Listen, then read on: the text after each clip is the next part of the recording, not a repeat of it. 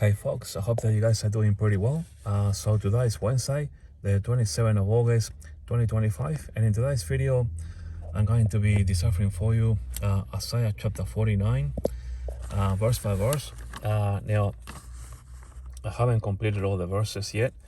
There are actually 26 verses, but I did do a heads up video a few days ago letting you know that I'm still working on it.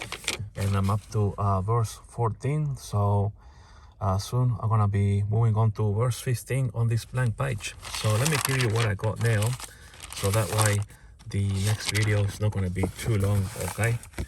Now, one of the things that I noticed about Isaiah 49 is that you first of all need to read Isaiah chapter 48, okay? So in order to study Isaiah 49, read first Isaiah chapter 48 and be very careful, okay? That's why I put it on capitals letter with the wording on Isaiah 49, okay? So read Isaiah 48 first and be very careful with the wording on Isaiah 49.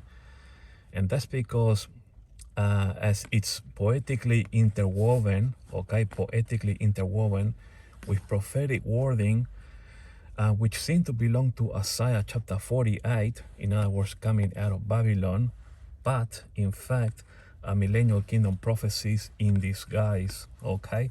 So be very careful, folks, with Isaiah 49, because Isaiah 49 is kind of like interwoven, if you like, poetically, coming from Isaiah chapter 48, you know, coming you out of Babylon, if you like, but in fact, these are actually millennial kingdom prophecies in disguise, and it's all interwoven poetically, but make sure that you don't fall into the pitfall thinking that somehow Isaiah chapter 49 are actually prophecies under the law. They're more for the millennial kingdom than they are for the law, okay? So now then, let's begin. So Isaiah chapter 49 verses 1 to 26 are actually promises for the millennial kingdom, okay? Now in verse 1 it reads, "Listen, O isles, unto me, and hearken you, people from far." These of course are the Jewish people. "The Lord has called me from the womb, from the bells of my mother, that he might mention of my name." So for my commentary, I wrote down, this is a millennial kingdom prophecy. Now I know that many Bible scholars will probably read this, and you know, with Isaiah, I always got to decipher the poetry first, and then the prophecy itself. And you will probably think to yourself, okay, maybe God is trying to say to Isaiah here that, you know, that the remnant of Babylon, you know, come back to the motherland, if you like, you know. Because it's kind of like a follow-on from chapter 48, you know, coming out of Babylon, if you like. But this prophecy, you got to be ultra very careful. In my view, I view this as not so much that Jesus is calling the Jewish people back to the motherland, back to Israel after coming out of Babylon, as per chapter 48, but it's more of a millennial kingdom prophecy. It's something that you got to be very careful, because like I said earlier, it's poetically interwoven in a way that seems to belong to Isaiah 48, coming out of Babylon, but in fact they're actually millennial kingdom prophecies in disguise, okay? So in my view then anyway, Jesus is calling out the remnant Jewish people dispersed around the world in a poetic manner to come back to the womb, right, or the motherland Israel. I don't believe for one moment that this prophecy here is, you know, Jewish remnant people coming out of Babylon, come back to the motherland.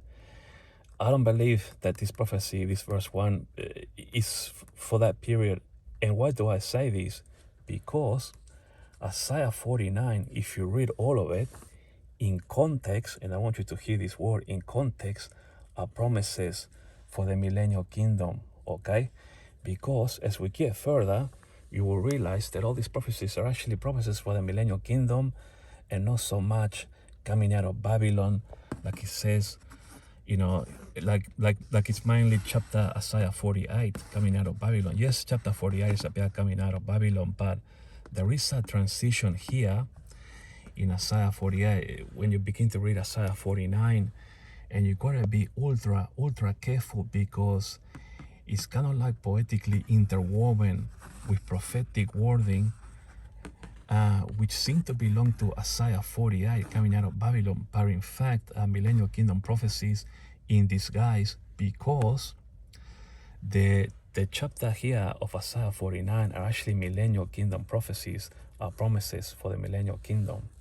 Okay, now this is my understanding. Some other Bible scholars would beg to differ. That's fine. I will just give you what I think. Okay, and you will see that as I get along into the next verses, you will see why. Okay, why this verse here is actually a millennial kingdom promise. Okay, because in fact Isaiah 49 are actually promises for the millennial kingdom. Now, I don't want to repeat myself too much, so commentary, this is a millennial kingdom prophecy. Jesus calling out the remnant Jewish people dispersed around the world in a poetic manner.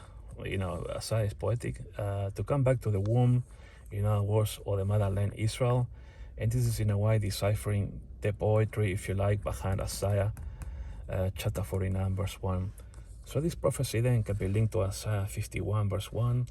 Hearken to me, you that follow after righteousness, you that seek the Lord. Look unto the rock. The rock itself is Jesus, whence you are hewn, okay? And to the height of the pit, whence you are dig. Incredibly, it's also linked to Isaiah 55 verse 11. So shall my word be that goeth forth out of my mouth. It shall not return unto me void, but it shall accomplish that which I please, and it shall prosper in the thing whereto I sent it. Now, I'm sure that this is a prophecy that many Bible scholars will have missed in linking it to this prophecy or this verse. And in fact, it belongs in here because it's actually a millennial kingdom prophecy. So this Isaiah 55:11 is actually a millennial kingdom prophecy. And Jesus is giving here a promise: so shall my word be that goeth forth out of my mouth, and it shall not return unto me void. Now, why is this word or this promise linked to verse 1? Because Jesus is saying, listen to me, hearken you, Jewish people from afar, okay? Basically come back to the motherland, okay? It's also linked to Isaiah 56 verse 8, Isaiah 60 verse 1, etc., etc. See also Jeremiah 33 verse 7, and I will cause the captivity of Judah and the captivity of Israel to return, and will build them as at first. Okay. Now let's move on then to verse 2. And he had made my mouth like a sharp sword. In the shadow of his hand had he hid me, and made me a polished shaft. In his quiver had he hid me. So commentary, this is actually quite a popular prophecy amongst Bible scholars. Now I will give you my views to what I think of this. Now this is rather poetic as well, poetic language in this prophecy, which is saying that when Jesus returns for his second coming, he's going to make the Jewish people very sharp-minded, okay, or a polished shaft. And at the same time, the Jewish people will be very polished and sophisticated in their manners. Now, why is it that the Jewish people will be a polished shaft in his quiver? Okay, this is because when Jesus comes back for the millennial kingdom, he's going to take away all the sins and ungodliness from Jacob, as per Romans 11:26 and Zephaniah 3:13, etc. And this will be the end result. Okay, so the end result, the fact that Jesus is taking away the sins out of Israel, and he's going to take ungodliness from Jacob, you can then expect the Jewish people to be a polished shaft in the quiver of Jesus. Okay, and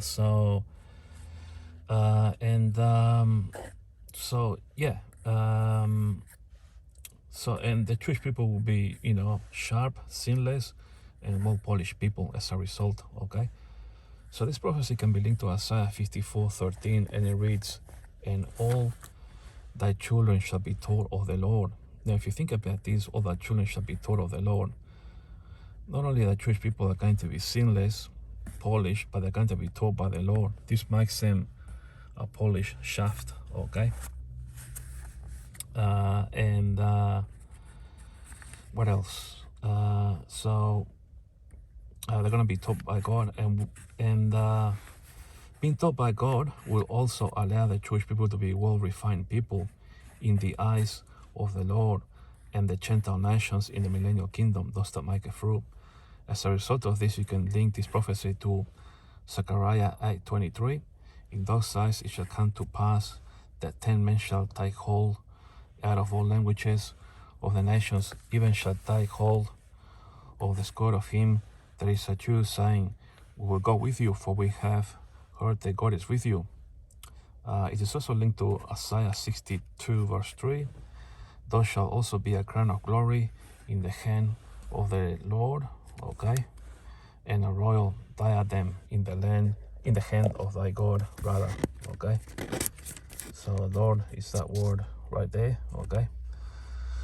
So the fact that the nations are going to be taking hold of the skirt of a Jewish person, in the millennial kingdom, when you begin to add all the blessings, the fact that Jesus is going to take away all the things, from the Jewish people, you can expect them to be, a polished shaft in the end, and the Jewish people are going to be very sharp, in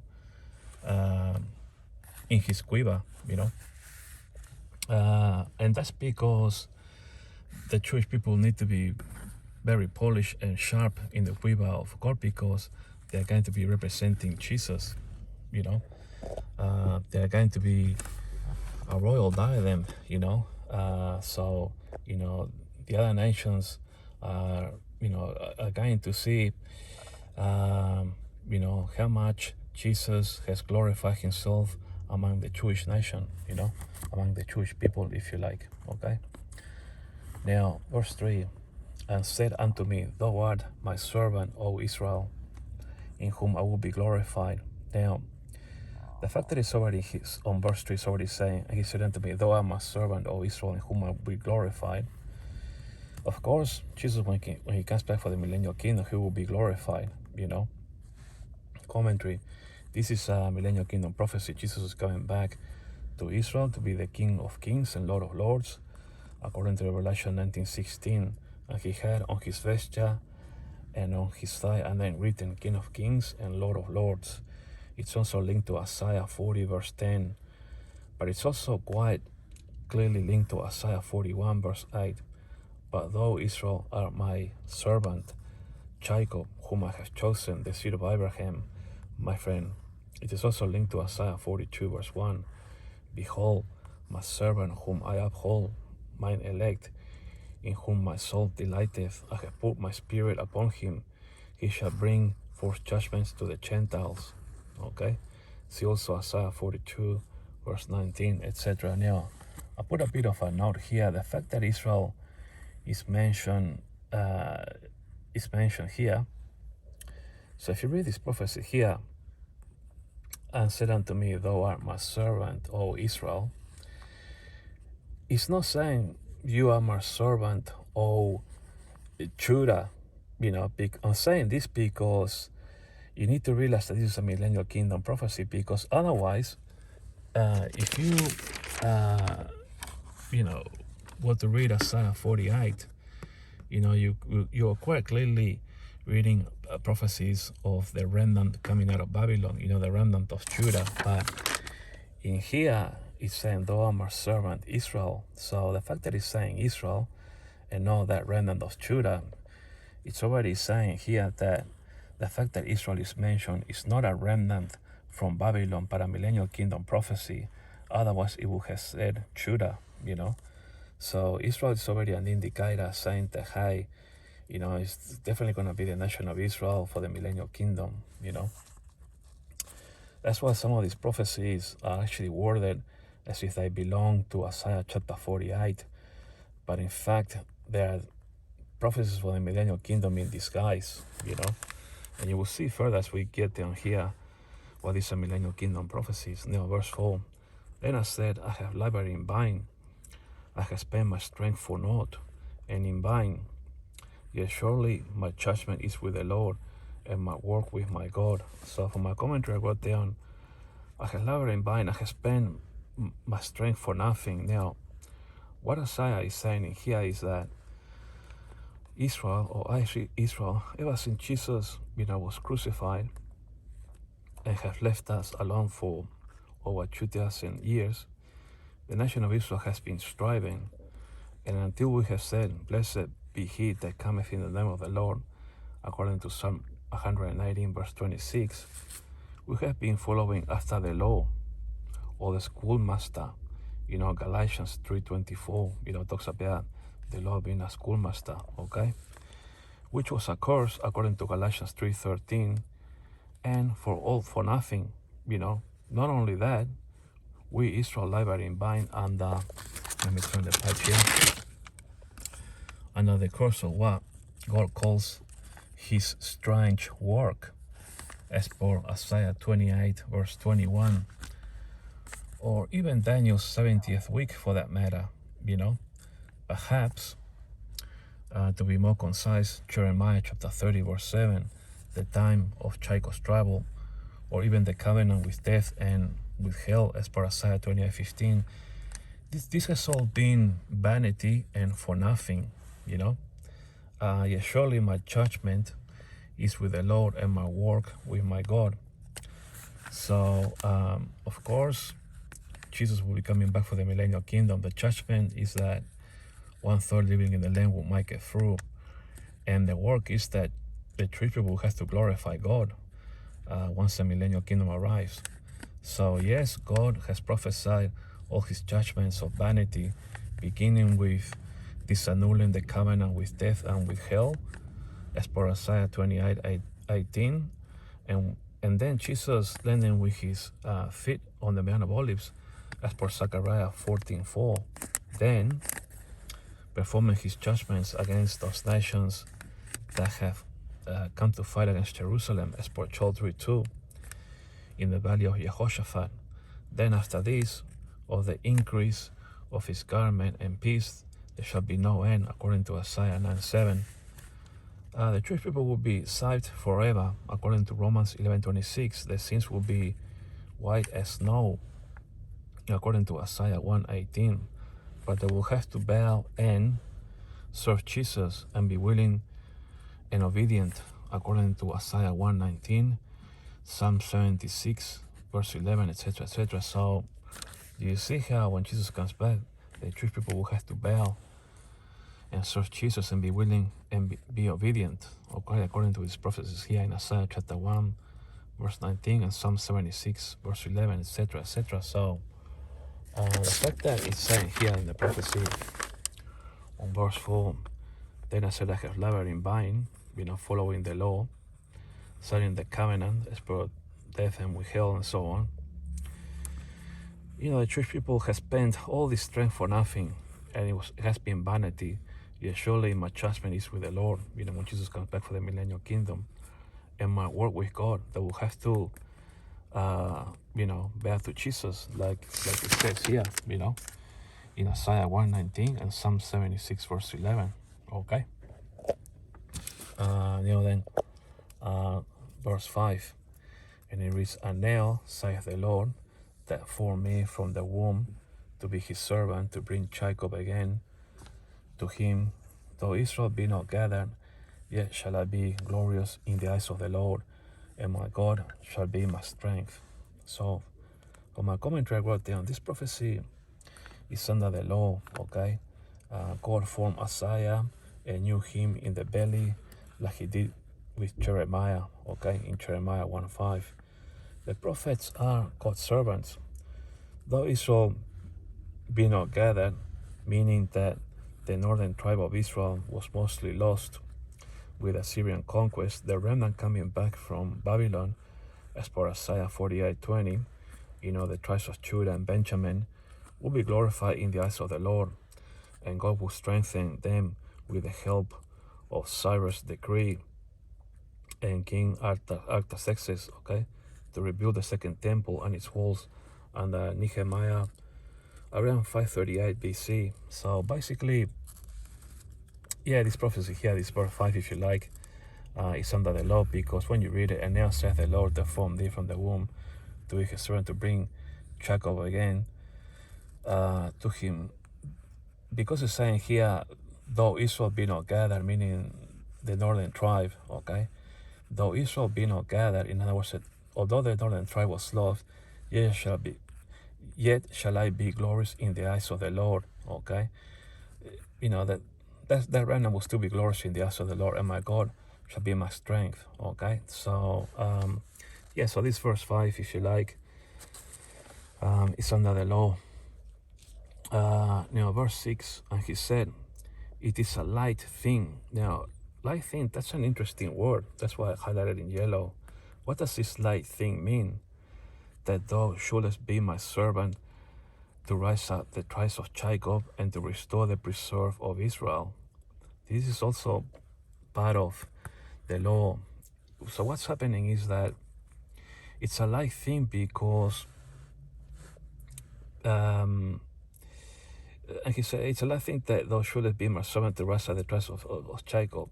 Now, for the leaders of Israel, or for the elders of Israel, it would be a light. It was a light thing back then to rise up the tribes of Jacob, because don't forget that Israel, the northern tribe, was mostly lost with the Assyrian conquest, and only a remnant is coming through, from Babylon, and so it's become a light thing. It's only a small remnant that's coming through now, so that's why he's saying it's a light thing. And he said, it is a light thing. There's not that many people coming, a small remnant, that thou shouldest be my servant to rise up the tribes of Jacob. So it's gonna be, it's saying here, for you elders of Israel back then, it was a light thing because not many made it through, and now it's your turn and your responsibility to rise up the tribes of Jacob again, okay, and to restore the preserve of Israel. I will also give thee for a light to the Gentiles, that thou mightst be my salvation unto the ends of the earth. So God is saying to the nation of Israel, like the leaders, that it's a light thing for you to now rise up the nation of Israel, since only a remnant is back from Babylon, and even a much less remnant of those preserved yet still from the northern tribes of Israel. So, of course, there was a small remnant from the northern tribes of Israel, okay? After they were mostly dissolved by the Syrian conquest. This part of this prophecy is under the law. Now, the second part of the prophecy, which reads, I will also give thee for a light to the Gentiles, that thou mightst be my salvation unto the end of the earth. This part of the prophecy, in my view, is actually a millennial kingdom prophecy when Jesus returns to be the king of Israel. Think of it like under this prophecy in Zechariah 8, verse 23. In those days it shall come to pass that 10 men shall take hold out of all languages of the nations, even shall take hold of the skirt of him that is a Jew, saying, we will go with you, for we have heard that God is with you. Think also of Zechariah 14:16, and it shall come to pass that everyone that is left of all the nations which came against Jerusalem shall even go up from year to year to worship the King, the Lord of hosts, and to keep the Feast of Tabernacles. So, I just think that this prophecy here, this verse 6, rather, has two parts. One of it is under the law,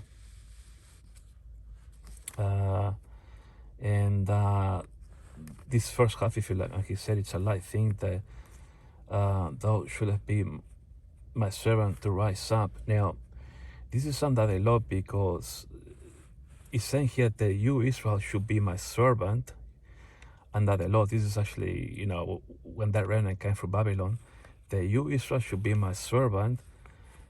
It's not under the millennial kingdom because it's saying that you, Israel, should be my servant to rise, you, Israel, to rise the tribes of Jacob, that remnant that came from Babylon, okay?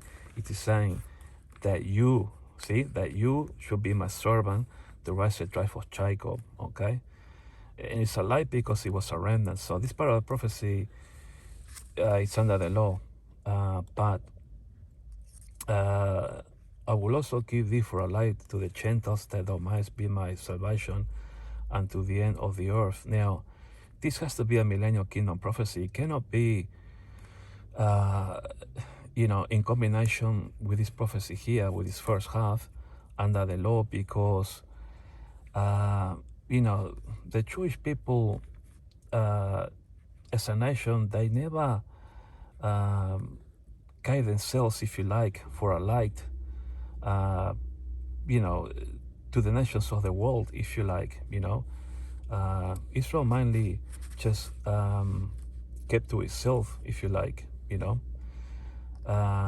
the only time that, I believe that Israel will give thee for a light to the Gentiles is when Jesus comes back for the millennial kingdom, because don't forget that throughout the history of Israel, in my view then, Israel mainly kept to itself, if you like. But, of course, Jesus, came 2,000 years ago, so that he could be the gospel of all nations, if you like.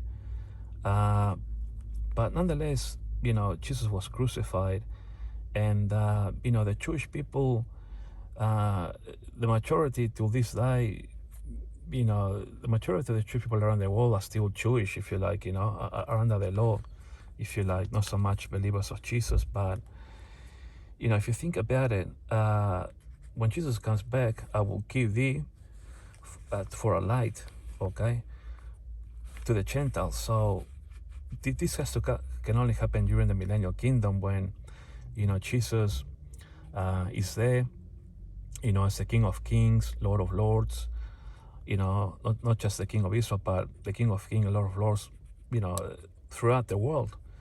And this is when Israel will be a light to the Gentiles, when Jesus comes back for the millennial kingdom, if you like. That's why this prophecy is actually very complex to decipher. It requires a lot of analytical thinking. And, that's why I think that this prophecy here, this second part, is linked to Zechariah 8:23. In those passages shall come to pass that 10 men shall take hold out of all languages of the nations, even shall take hold of the skirt of him that is a Jew, okay, saying, we will go with you, for we have heard that God is with you. And why is this? Because the second part of the prophecy here, it's saying, I will give thee for a light to the Gentiles. No wonder that the Gentiles are going to take hold of the skirt of a Jew, so that the Jewish people will be a light to the Gentiles. Do you see now what I mean? It requires a lot of analytical thinking, these prophecies, And it's also linked to Zechariah 14, verse 16, and others. And it shall come to pass that everyone that is left of the nations, which come against Jerusalem, shall go every year, if you like, to celebrate the Feast of Tabernacles. That's showing as well that the Jewish people will be a light. Will be a light to the Gentiles. The fact that they're going to come and celebrate, the Feast of Tabernacles, when you think about it, right? Now then, verse 7. Thus saith the Lord, the Redeemer of Israel. Now, people have to be very careful. Whenever you read prophecies, the Redeemer of Israel, it means that God has already redeemed Israel, okay? In other words, Jesus. And so, when it says Redeemer, you know that this prophecy already belongs to the millennial kingdom. Note, Redeemer of Israel is a millennial kingdom prophecy. See Isaiah 54, verse 5, and also Isaiah 54, verse 7, which are millennial kingdom prophecies. Whenever it says Redeemer of Israel, it's pointing out that Jesus will come back to redeem Israel in the millennial kingdom, okay? So thus says the Lord, the Redeemer of Israel, and his Holy One, to him whom men despiseth, to him whom the nation abhorreth, to a servant of rulers, kings shall see and arise, princes shall worship, because of the Lord that is faithful, and the Holy One of Israel, he shall choose thee. So from my commentary, I wrote down the fact that the words the Redeemer of Israel have been written in this prophecy. It's already indicating, okay, there is a millennial kingdom prophecy, that Jesus, the King of Israel, has redeemed or will redeem Israel in the millennial kingdom, if you like. Now, the bit of the prophecy that says, to him whom the nation abhorreth, in other words, to the one despised and rejected by the nations. And why is this? He's saying to him whom the nation abhorreth, because this bit of the prophecy belongs to the second half of the tribulation period, when the abomination of desolation happens. And then if you read Luke chapter 21, verses 20 to 24, those will be the days of vengeance, like it says there in Luke, on those verses. And many Jewish people will die by the sword and be taken captives all over the world, And that's why they're going to be, despised and rejected by the nations, to a servant of rulers. Now, this part of the prophecy belongs to the second half of the tribulation period only, and only until the return of Jesus' second coming. This is because once the abomination of desolation happens, according to Luke 21, verses 20 to 24, Jerusalem will be compassed with armies, and the Jewish people will be led away captive into all nations until the times of the Gentiles be fulfilled. Okay? Now, the part of the prophecy that reads, kings shall see and arise, princes also shall worship, because of the Lord that is faithful, and the Holy One of Israel, and he shall choose thee. This is a millennial kingdom prophecy, because those kings, those that made it through into the millennial kingdom, will get to honor God, So this is straight out a millennial kingdom prophecy, this bit here. Those that are left of the nations, in other words, kingdom leaders, will witness that Jesus will choose Israel as his covenant people. The fact that Jesus is written in his thigh, King of Kings and Lord of Lords, testifies to this. See Revelation 19:16. So the fact that, that on Jesus' thigh is written King of Kings, Lord of Lords. Kings shall see and arise, okay? Princes shall also worship. They're going to worship Israel, because they're going to see written on Jesus' thigh, King of Kings, Lord of Lords, because of the Lord that is faithful. Of course, he's faithful to come back to protect the Jewish people, to save them and be the King of Kings, Lord of Lords, okay? See also Zechariah 2:11, and many nations shall be joined to the Lord in that day, and shall be my people, and I will dwell in the midst of thee, and thou shalt know that the Lord of hosts has sent me unto thee, okay? So the fact that you got nations, you're going to have kingdom leaders, glorifying Jesus, if you like. It's also linked to Isaiah chapter 2, verses 3 and 4, and Micah 4, chapter 2 and 3. And many nations, again, kingdom leaders shall come, especially people too, shall come and say, come and let us go out to the mountain of the Lord, and to the house of the God of Jacob, and he will teach us of his ways, okay? And on verse 3 it reads, and he shall judge among many people and rebuke strong nations, okay, afar off. It's also linked to Jeremiah 33 verse 9, and it shall be to me a name of joy, a praise and an honor before all the nations of the earth, which shall hear all the good that I do unto them. Okay, so Jesus is going to be glorifying the Jewish people, and the nations will witness this. Now, one of the best prophecies to link this part of the prophecy is with Isaiah chapter 60 verse 3. And the Gentiles shall come to the light, and kings, see, we got the word kings, to the brightness of thy rising. Okay, so kings of the earth, if you like, will worship Jesus and the Jewish people, because those that don't serve the Jewish people, like it says in one of the prophecies in Isaiah, will perish. It's also linked to Psalm 113 verse 8, Psalm 138 verse 4. Okay, now we're gonna be doing verse 8, and verse 8 reads, thus saith the Lord, in an acceptable time. This is interesting. What does this acceptable time really mean? Have I heard thee? Now, in my view, this acceptable time is the second half of the tribulation period. That's right.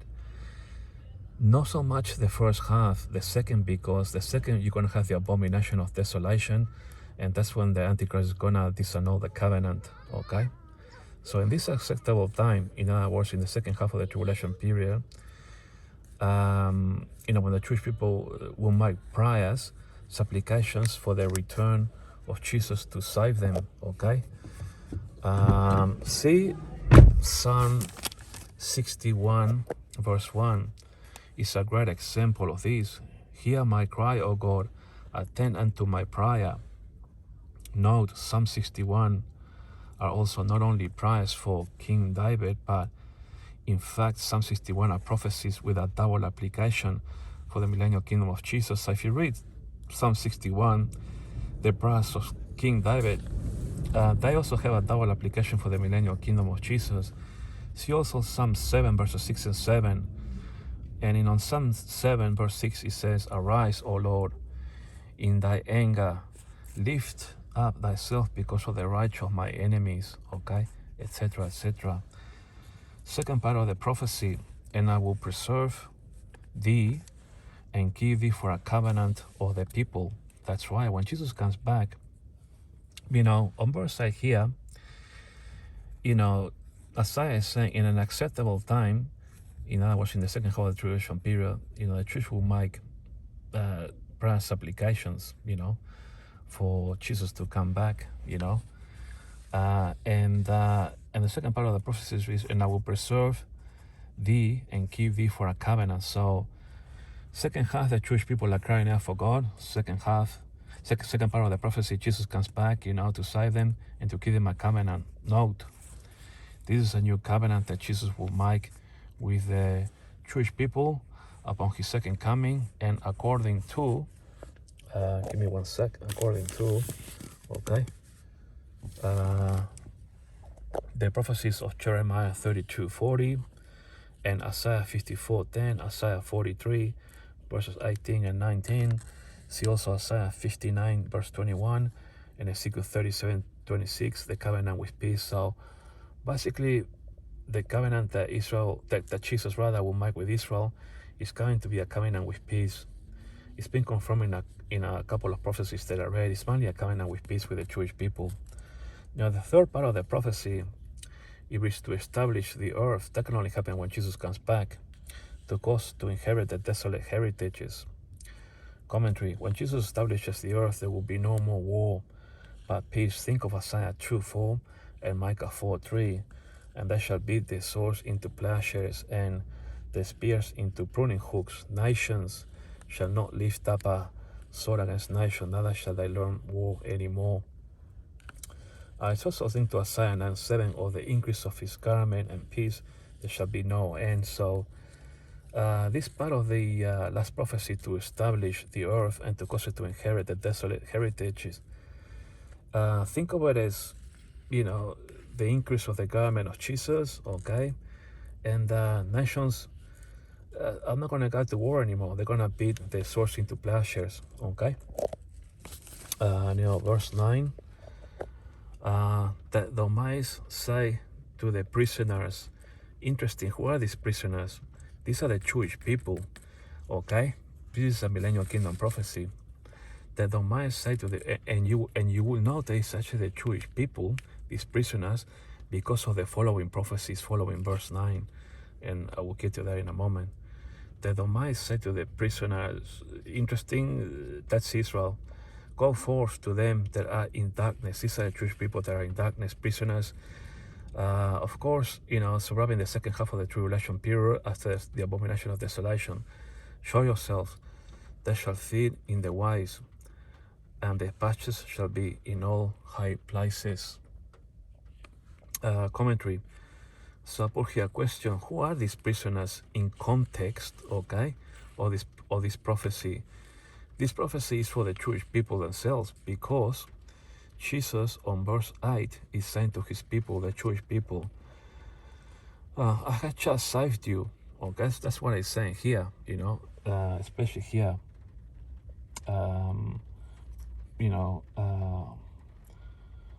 On this bit here, on this second part of the prophecy, where it says, and I will preserve thee and give thee for a covenant of the people. So basically, the fact that Jesus has saved them is saying, just to recap, who are the prisoners in context? It's the Jewish people, because Jesus on verse 8 is saying to his people, the Jewish people, I have just saved you, go then and rescue, okay, the other Jewish people that are prisoners and living in darkness, and show yourselves, So Jesus is pretty much giving a commandment to other Jewish people that are already saved to go and gather, other Jewish prisoners, if you like, that are still in darkness, around the world, that don't mind say to the prisoners, go forth, to them that are in darkness, show yourselves. Okay, so Jesus has just saved you. Go then and rescue the other Jewish people that are prisoners and living in darkness. Show yourselves. Okay. In other words, the Jewish people say, hey, you've got nothing to hide. Show yourself now. So Jesus will provide the food needed along the way, and so that the Jewish people can come back to Israel, the motherland. Okay. So this prophecy is linked to Isaiah 40, verses 10 and 11. And on verse 11, it says, he shall feed his flock like a shepherd. He shall gather the lambs with his arms and carry them in his bosom, and shall gently lead those that are with young. So yeah, of course, God is going to take care of the Jewish people, as those Jewish people that are dispersed around the world, people with kids and families and things like that. God is going to make sure that he gathers them gently and leads them and brings them back to Israel. And so this prophecy is also linked to Isaiah 41, verse 1. Keep silence before me, O islands, and let the people renew their strength. Let them come near, let them speak. Let us come together to judgment. See also Isaiah 41, verses 17 and 18. See also Isaiah 43, verses 5 and 6, especially Isaiah 42, 7. Okay? So Jesus is going to supernaturally also not only protect the Jewish people as they come back from other nations. He's going to make straight paths for them. He's going to provide them food and things like that. But he's also going to be sending Jewish people to rescue them as well.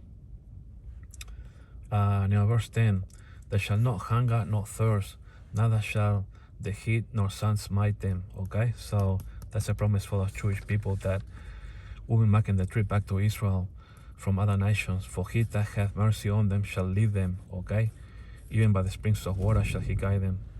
Commentary, this is the best prophecy in the whole chapter, I believe, regardless of where in the world the Jewish people are, in any kind of helplessness or bondage. Jesus will provide for his people along the way. This prophecy can be linked also to Isaiah 42, verse 16, and it reads, and I will bring the blind by a way that they knew not. I will lead them in paths that they have not known. I will make darkness light before them, and crooked things straight. These things will I do unto them, and not forsake them. So yeah, you can see the supernatural power of Jesus, that he's going to be leading the Jewish people back to Israel, those captives, held in other nations, because of the abomination of desolation and so on. It's also linked to Isaiah 40, verse 31. But they that wait upon the Lord shall renew their strength. They shall mount up with wings as eagles. They shall run and not be weary. They shall walk and not faint. So you can see the supernatural protection that Jesus is going to be giving the Jewish people as they come back from other nations, if you like, back to Israel. Now verse 11, and I will make all my mountains a way, and my highways shall be exalted. Commentary, one of the best prophecies to link these verses with Isaiah 43:6, and it reads, I will say to the north, give up, and to the south, keep not back. Bring my sons from far, and my daughters from the ends of the earth. Okay. See also Jeremiah 31, verses 8 and 9. Now in Jeremiah 31, verse 9, it reads, I will cause them to walk by the rivers of waters in a straight way, wherein they shall not stumble. For I am a father to Israel, and Ephraim is my firstborn. So, God is going to supernaturally make sure that he knows where the Jewish people are, and he's going to supernaturally provide for them as they come back to Israel. Now, this Ephraim is my firstborn. This is actually quite interesting, and it's not just here for nothing. It could be that Ephraim, those Jewish people with descendancy from Ephraim could what be the majority, the first, that will probably be in Israel as the first Jewish people in greater numbers, if you like. This bit of prophecy is not here written for nothing. It has a meaning here, and Ephraim is my firstborn, so it does require a fair bit more thought. Now, I haven't spent a lot of pardon me. I haven't spent a lot of time giving it a bit of a think, but it does require some thinking. It could well be that, like I said, that those remnant from Ephraim could be those of greater maturity coming first to Israel, from bigger that back to Israel from overseas, if you like, from being captives, So this requires a fair bit of thinking as well. I didn't go into it. I didn't do research or a lot of deeper thinking into that, but I'll just move along because there's a lot to decipher in this chapter. So, but anyway, verse 12. Behold, this shall come from far, and lo, from the north and from the west. These, of course, are the Jewish people, if you follow the context from 11 and so on. And this from the lengths of Senim. Now, Senim, I believe, is China. Now, for my commentary, the Jewish people will be coming back to Israel from the north. Now, from the north of Israel, you got Russia, Turkey, and so on, which are countries north of Israel. And from the west, those countries that are west of Israel, think of Spain, France, Greece, etc. Now, Sinim is only mentioned once in the Bible, and as a Latin Spanish-speaking person, Sinim sounds like, that it's sounds like China to me. This prophecy is linked to Jeremiah 31 verse 8. Behold, I will bring them from the north country and gather them from the coast of the earth. See also Isaiah 41:9 and Isaiah 43 verses 5 and 6. Okay. Now verse 13. Sing, O heavens, and be joyful, O earth, and break forth into singing, O mountains, for the Lord has comforted his people. Okay. Millennial Kingdom prophecy, meaning Israel, and will have mercy upon his afflicted. Of course, afflicted because, of what happened to the Jewish people in the second half of the tribulation period. Okay. Now, last page here. Commentary: when Jesus comes back to Israel, the Jewish people are going to be blessed enormously in every single way. And all the Millennial Kingdom prophecies about Israel, including the Psalms, attest to this fact. Okay. So this prophecy is perhaps best linked to Isaiah 51 verse 3. For the Lord shall comfort Zion. He will comfort all her waste places, and he will make her wilderness like Eden, and her desert like the garden of the Lord. Joy and gladness shall be found therein, thanksgiving and the voice of melody. So this says it all, So, but see also Isaiah 51:11, Isaiah 52 verse 7, Isaiah 65 verse 19, Jeremiah 30 verse 19, Jeremiah 33 verse 9. Okay. And verse 14. But Zion saith, the Lord hath forsaken me, and my Lord hath forgotten me. Commentary: this prophecy is for the second half of the tribulation period, when, for obvious reasons, see Luke chapter 21 verses 20-24, the abomination of desolation and so on. Many Jewish people will be taken captives. Okay. They will feel like they have been abandoned by God, but this prophecy can be linked to Isaiah 28:19, and it shall be a vexation only to understand the report. So in other words, the Jewish people in the second half of the tribulation period, it shall be a vexation to understand the report, meaning that they're going to find the second half of the tribulation period, unbelievable just about, because they're the same. But Zion, says the Lord hath forsaken me. Okay. So they're going to feel like have been forsaken. It's also linked to Jeremiah 30:15. Why Christ, Lord, for thine affliction. Okay. Now see also Psalm 7 verse 9, Psalm 10 verse 1, and Psalm 67 verse 1, etc. Okay. All right, folks, thanks for watching. I'll talk to you all later. And then with the next video, I'll finish with the verses from 15 to 26. So not long to go. And yeah, I guess just remember that, folks. All right. Thanks for watching, folks. And I'll talk to you all later.